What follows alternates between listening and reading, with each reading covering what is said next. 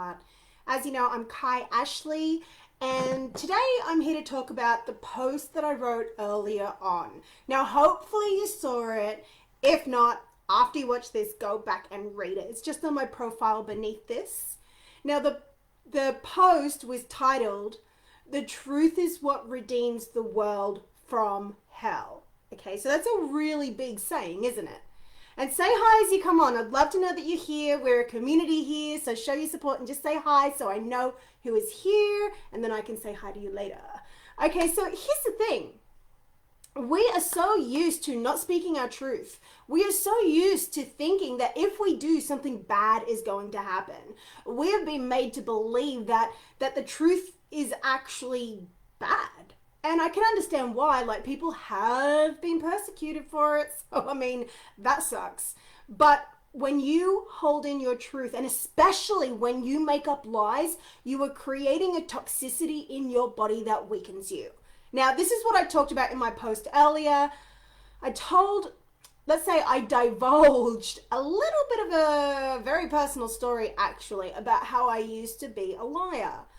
So I have learned firsthand exactly how destructive lying is to not just your relationships and your life, but to your well-being. Like, I used to lie so much. About 20 years ago now, when I was around in between about maybe 17 and 18, 19, 20 and 21, really, is when I was really lying. And then around 22, I had my spiritual awakening, my first spiritual awakening. This was about 18 years maybe. I don't know. I'm turning 39 in just a few days. So, oh no, a couple of months. So, I don't know how long ago that was. It doesn't matter. So here's what I'm trying to say. I remember back then how I used to be so scared of speaking the truth. I honestly used to, and now don't judge me. I mean, you can if you want, but I used to practice lying. Okay, now I can tell you I've woken up now and I've been practicing radical honesty for such a long time where I refuse to make up stories. And now I've slipped sometimes, but never in big deceitful ways. Sometimes little white lies, but and like, I'm so honest that I'll even admit to that, is like, I really try to catch myself not to lie because of how damaging it was for me. It literally sent me insane for a good 5-6 months. I wrote it in the post below. I don't know how much I'm going to share on it here. So if you want to read the semi-full story, make sure you check out the post below on my profile. And for those of you that just came on, say hi. I'm so happy to be back. I'm going to be honest with you because, you know, this is all about the truth, isn't it? Here's why I disappeared offline. I was insecure. I'm not going to lie to you.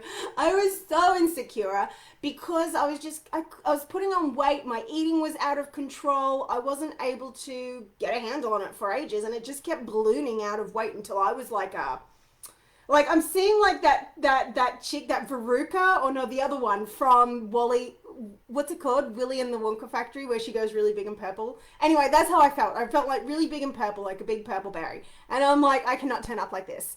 So I decided to get my act together, and I've sort of been focusing 100% on myself and really, you know what? I really got in control of my eating. I got in control of my exercise. I've been doing intermittent fasting, and it's just been working like a charm. So I'll talk about that in upcoming live streams. So if you want to know more about what's been working for me to let go of the weight and to be feeling really healthy and energized again, in a real healthy way, actually, then yeah, follow my future live streams, because I'm sure I'll definitely talk about it, because I always talk about what's happening in my own life. So, back to the lies. Here's the thing. What happens when you don't speak your truth? First of all, it allows people to walk all over you. Now, some people were criticized so much as a child for speaking their truth that they believed that it was unsafe. And so you try to become the person that you think other people want you to be, right? And then you will like compromise so you don't be unreasonable. Have you ever had that where, you know, you have a standard, or, well, let's say a desire, and you want something to be a certain way, but then somebody else comes along and they want a different thing. And then you try and hold your ground and they call you what? Unreasonable, high maintenance, fussy. Oh my God, the dreaded high maintenance, I can't even say it, maintenance. and fussy words. Who cares? Like, for you to actually get what you want in life, you have to stand up for your desires. And now here's what I tell all of my private clients over and over and over again. I'm literally a broken record. Okay, I'm not, anyway. I tell them that your boundaries begin where your desires end. Now, does that make sense? Your boundaries begin where your desires end. Now, if you remember that, then you can use this as a guiding light. Okay, this is actually really important. If you are going through periods where you're scared to speak up, you're worried that you'll be judged, you give in and you do things that you don't really want to do to keep the peace, then you need to really understand, and I'll say it again, your boundaries begin where your desires end. So what does this mean? It means that you have these desires, obviously, these things that feel good for you. And then as soon as you start getting that niggling maybe feeling, we're like, is this good? That's a no. Okay, that is a no. That is where your boundary begins. But nobody else can put your boundaries up for you. You're the only one who can stand up for your boundaries. And people are really going to take and take and take and take, and through no fault of their own, really, that's how humans are designed. It's sort of your fault, and that's okay. Don't be hard on yourself, but it's your responsibility to stand up for your boundaries. And that's where learning how to speak your truth comes in handy. Now, when you don't, you will get walked over, and eventually you'll become weakened and bitter and cynical and feeling like people don't show up for you and like they do all these things. But that is actually because you're not strong in your boundaries, because it hasn't felt safe to be strong in your boundaries. You know, as children, most of us, I know certainly for me, I wasn't allowed to have boundaries. I wasn't made to feel respected. In fact, until I was an adult, I didn't even understand what the word respect meant. I couldn't get it in my head because I'd never experienced it.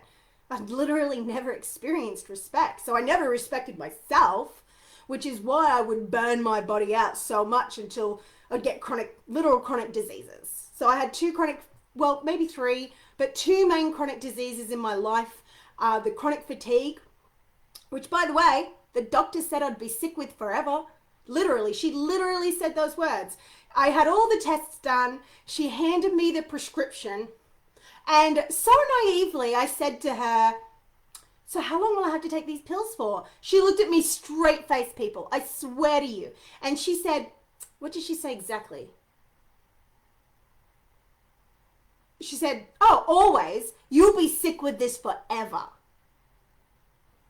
But boom, right? Like, what sort of fucking joke is that? So I walked out of that doctor's office. I screw that prescription up in the trash. And I just threw it in the trash because that was not my reality. I just knew for 100% for a fact that that was not true. And this was before I knew anything about healing. I just had this intrinsic knowing that our bodies were profoundly designed to heal and that a lot of the stuff that the medical profession was doing was dodgy. I just had no idea just how much. Okay, now this isn't necessarily a talk about that, but that's a bit of background. So when you stand in your truth and you know things inside of yourself, you will say no to sick pills like that when you know in your heart that no, that's not your reality.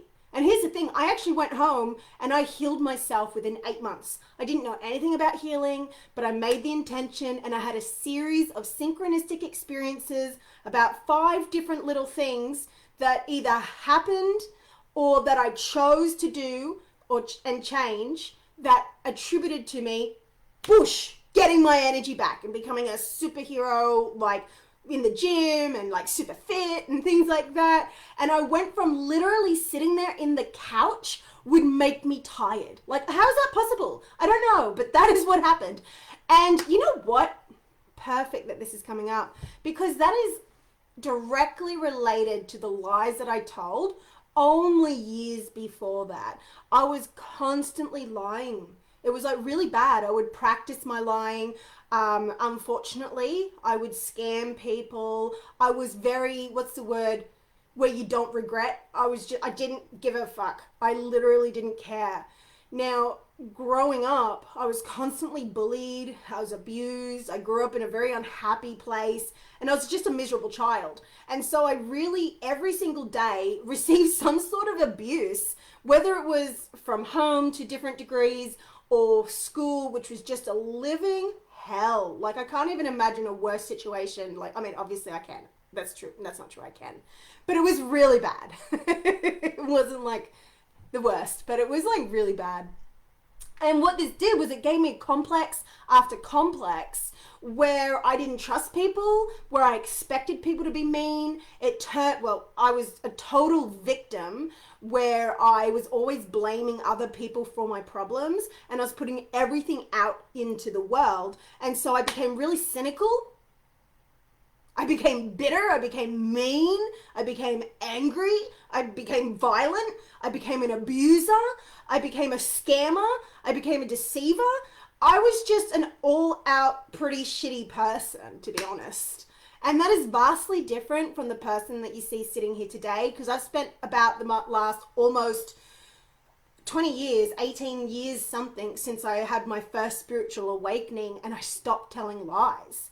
Like, I used to glorify bad people. Like, I used to love reading about serial killers, and I used to glorify Elizabeth Bathory, who killed like 600 people. Like, all these like weird things, like totally fucked up stuff.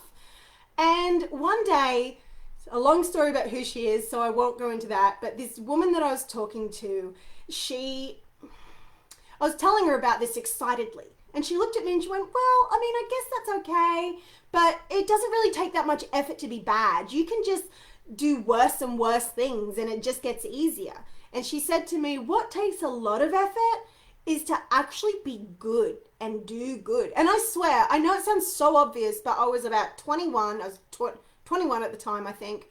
And I pretty much just fell off my chair at that concept. And that planted the seed within me to see life in a different way. And then after the experiences very soon after that, within the next year, where my whole entire life imploded and exploded at the same time from all the terrible lies I told, which I talked about in the post on my profile. So if you want to read a bit of the story, make sure you go to that after you watch this, because it's a doozy. Okay, I totally reveal some certain things about what happened. So what I realized was that I had to go on a journey of morality. I used to think morality wasn't cool. Like, how dumb is that? Like, as such a kid. But obviously now I know I was indoctrinated because I was disenfranchised. So you really have to be careful if you're a rebel and if you're disenfranchised and if you want to like rage against the system, because guess what? The powers that be, or the powers that were, as we want to call them, they have set up a system for the disenfranchised to disenfranchise people. This is all real, okay? So that when we want to turn away from goodness and turn away from spirituality, we can turn into things like basically Satanism, but we don't know it's Satanism because it's all promoted in every single movie. The values that they talk about have this Satanist vibe. And I noticed back then, just before, around the time when I met that lady who told me how good is being impressive, not long before that, I realized, sort of funnily, I sort of was pleased with it, that my beliefs aligned with Satanist beliefs. I was like, wow, that's really interesting. And obviously they do not anymore. But at the time I thought it was really interesting. But now when I look back, I can see it's clearly because I was indoctrinated into that whole leftist sort of mindset where you think you're a victim and the only way to get power in the world is to have power over others and to force others what to do. And the truth is, that is just fucking bullshit. That's not true. It's not a thing. It's a thing that people do, but it's not the thing that actually brings success and happiness and meaning into your life. So we gotta stop controlling each other. Okay, we gotta stop lying to each other and trying to protect each other from the truth, because the truth does hurt. But then I can tell you, I promise you, it sets you free.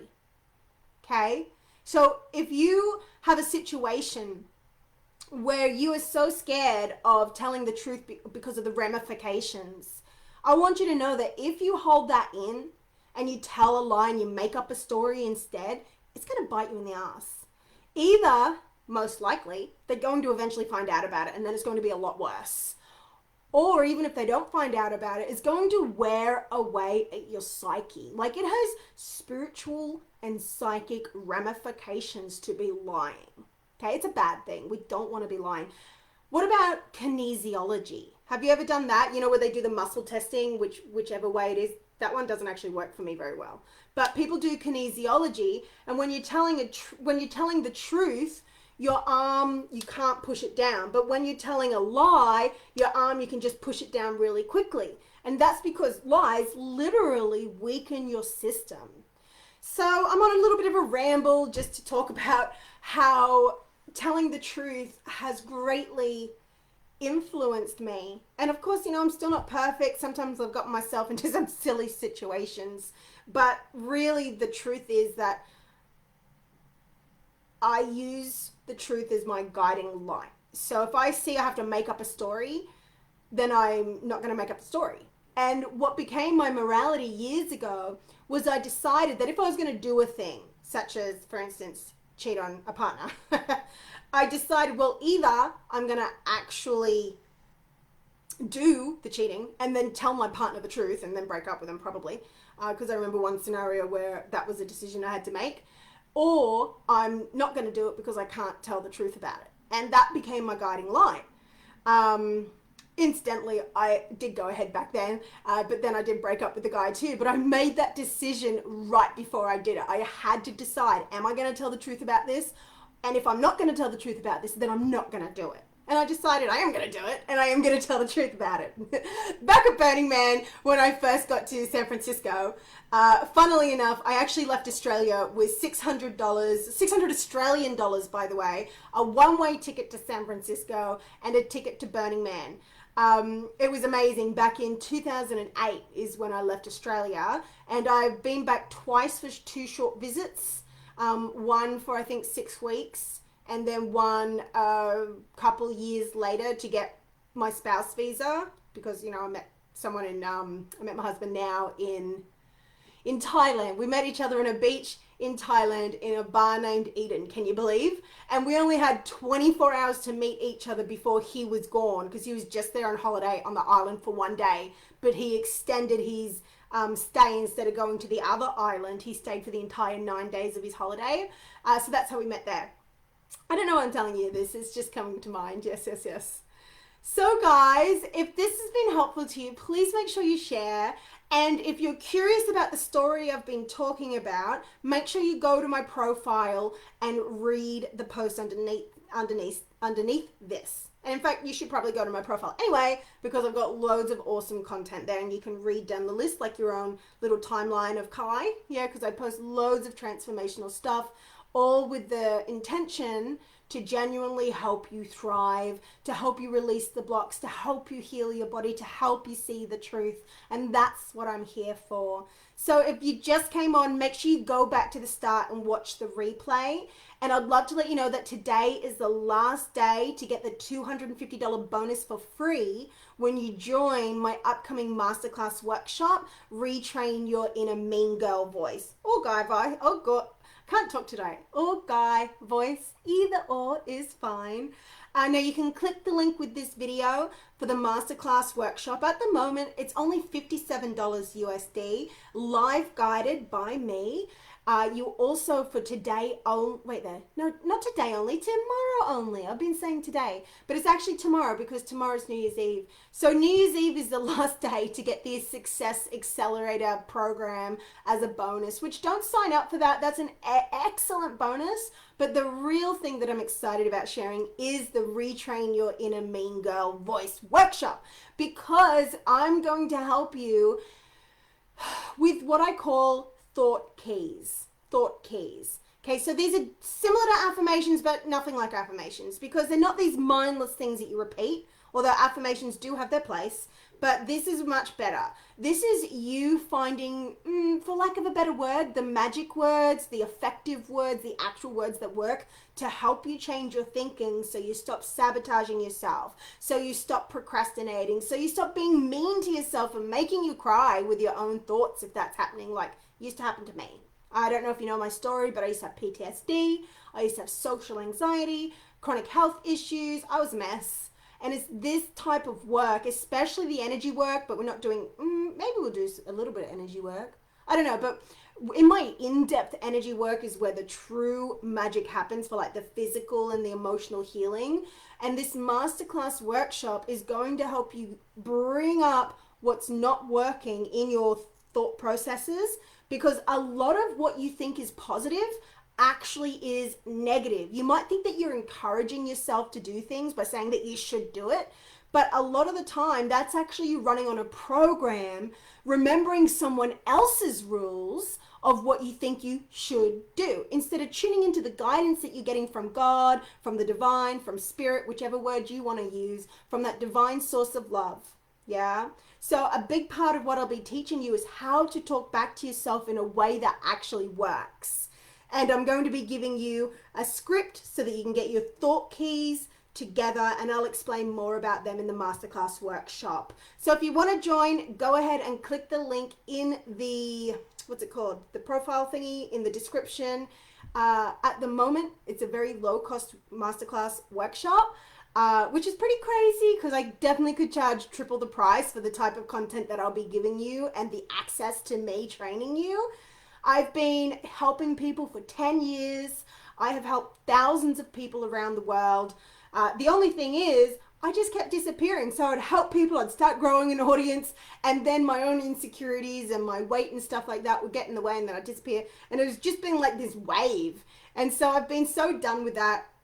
I've really gotten myself into a place now where I can trust myself more than ever before to actually do what is required to do.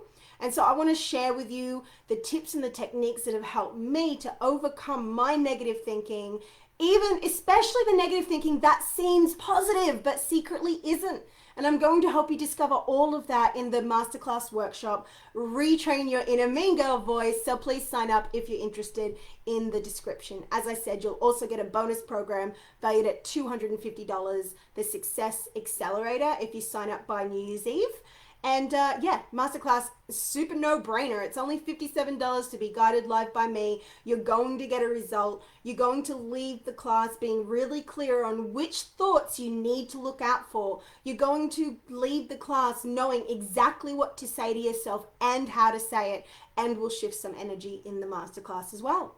So if this has helped you, please make sure you share. Go ahead and just click share real quick so that more people get to see this. And I'd love to hear who is here and how this has impacted you. Okay, so I am going to have my breakfast/dinner because I'm intermittent fasting and I'm actually really loving it. And my husband is cooking chicken burgers. So yes, it's going to be great. Okay, gorgeouses, thank you for coming today. And I'll be back tomorrow. Okay, make sure that you've hit the notification bell if you're not already, otherwise Facebook might not show you my stuff. And head to my profile to read that post I was talking about and add me to your favorites. Okay, I love you so much. I'll talk to you